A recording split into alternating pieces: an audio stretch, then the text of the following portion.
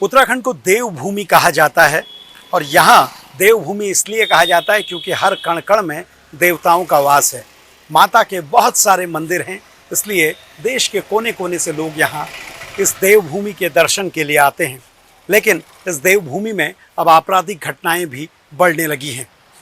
कुछ दिनों पहले पहाड़ की एक बेटी लापता थी, जिसके पिता उसे तलाशते हुए उसकी नौकरी जहां वो करती थी, जिस रिजॉर्ट में वो करती थी, वहां तक पहुंचे। मैं बात कर रहा हूं अंकिता भंडारी की।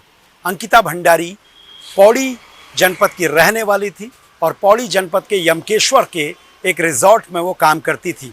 वन तारा नाम का ये रिजॉर्ट एक भाजपा नेता के बेटे का था, जहां पर ये लड़की पिछले 1 महीने से काम कर रही थी। क्योंकि लड़की की महत्वाकांक्षा थी अपने पैरों पर खड़े होना और अपने लिए बेहतर जिंदगी जीना।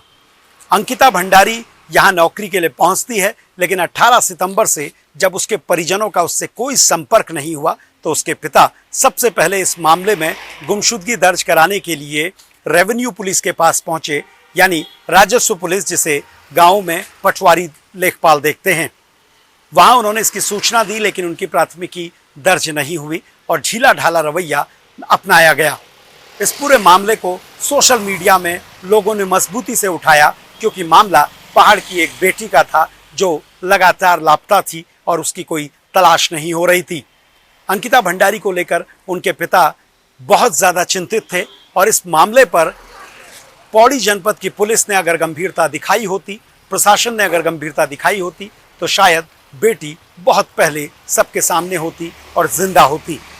लेकिन इस मामले को पहले रेवेन्यू पुलिस ने लटकाया और उसके बाद जब ये मामला सोशल मीडिया में चढ़ने लगा तो जिला अधिकारी पौड़ी ने इस मामले को सिविल पुलिस को ट्रांसफ़र किया। हालांकि सिविल पुलिस को 22 सितंबर को ये मामला मिला और 22 सितंबर की रात में ही इस मामले में मैनेजर समेत होटल के मालिक पुलकित आर्या को भी गिरफ्तार किया गया। पुलकित आर्या विनोद आर्या का बेटा है।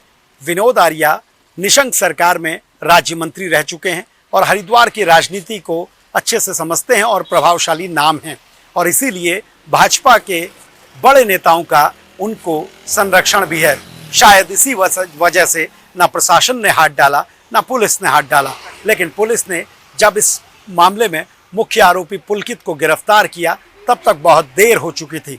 सूत्र ये बता रहे हैं कि पुलकित ने खुलासे में ये बताया है कि किस तरह से अंकिता से पूरा मामला हुआ, और वो ये कहता है कि अंकिता ने नहर में छलांग लगाकर जान दी, जबकि अंकिता की जो ऑडियो वायरल हो रहा है उस वायरल ऑडियो में वो रोती है और किसी अपने साथी को अपना बैग लाने के लिए कहती है।